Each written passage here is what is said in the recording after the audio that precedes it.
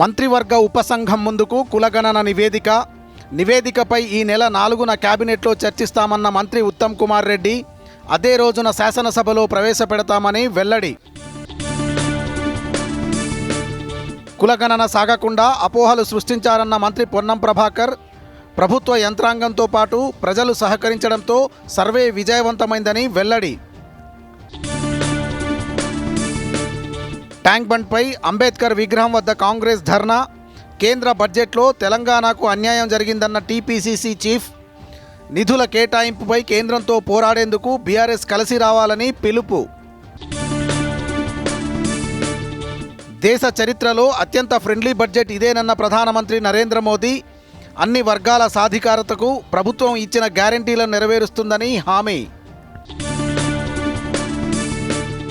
Under-19 T20 world cup విజేతగా భారత్ వరుసగా రెండోసారి కైవసం చేసుకున్న టీమిండియా.